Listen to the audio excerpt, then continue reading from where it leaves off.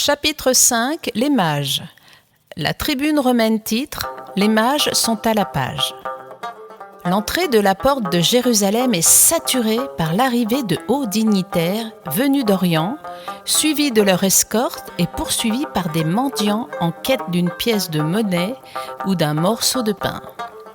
Ces mages ont demandé à être reçus par Hérode afin de connaître l'endroit exact de la maison du nouveau-né, le roi des Juifs, afin de l'honorer.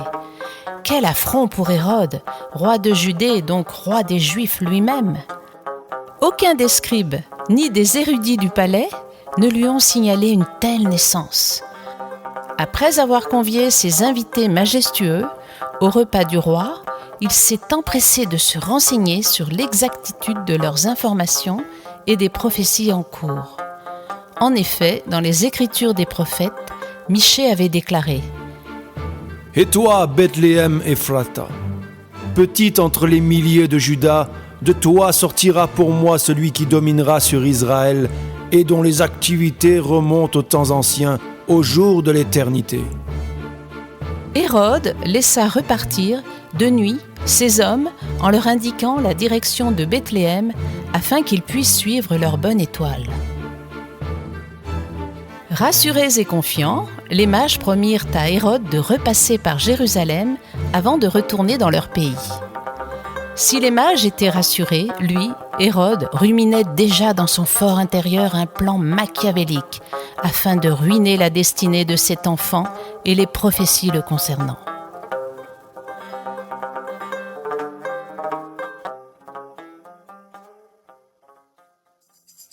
Chapitre 5 Les mages. L'Observatoire de Jérusalem, titre L'hommage des hauts mages. Des étrangers de marque se retrouvent sur le parvis du palais royal d'Hérode à Jérusalem. Nos reporters ont été surpris d'apprendre que ces personnages venus des pays d'Orient ne se connaissaient pas. Chacun arrivant par des chemins différents, mais poussé par une même conviction, celle de retrouver la trace d'un enfant futur roi. D'après le peu d'informations recueillies, ces scientifiques étudiant le ciel auraient aperçu une étoile nouvelle qui les aurait guidés jusqu'à Jérusalem. Après les simples d'esprit, voici maintenant les érudits. Des bergers ont débarqué à Bethléem, il y a quelque temps, poussés par des anges leur indiquant le sujet de leur apparition et la cause liée à la venue d'un enfant rédempteur de l'humanité.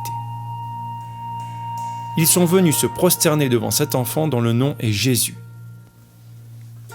Concernant les mages, c'est une étoile apparaissant subitement dans le ciel qui va être le déclencheur de recherches scientifiques et du résultat sans conteste d'un événement majeur dans le programme de l'histoire de l'humanité, et spirituellement confirmé par les prophètes des temps anciens. Les hauts mages sont venus rendre hommage à l'enfant roi des Juifs.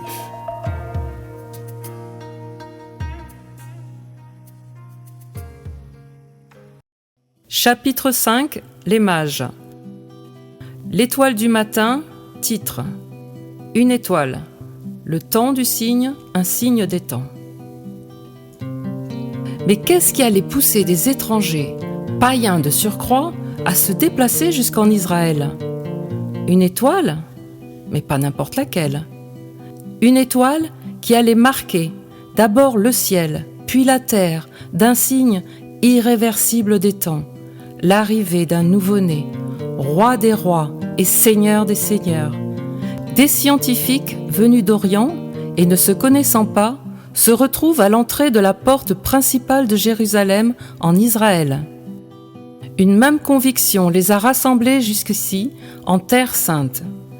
Une étoile ne figurant pas sur la carte des constellations apparaît depuis peu dans le ciel, signifiant à ces astronomes que quelque chose d'extraordinaire se réalise sous leurs yeux. C'est une époque bénie pour ces érudits qui assistent à l'accomplissement des signes, confirmant les calculs savants qui ont accaparé une grande partie de leur existence. C'est en scrutant inlassablement le ciel, en faisant et refaisant des calculs interminables et en étudiant les prophéties en rapport avec l'astre nouveau, qu'ils ont pu confirmer la naissance d'un roi au-dessus des rois. Lorsque calcul scientifique et prophétie se rejoignent, ce croisement se nomme la vérité révélée. C'est à partir de ce moment-là qu'ils se sont mis en route pour suivre l'étoile qui allait les conduire jusqu'à Jérusalem, puis Bethléem.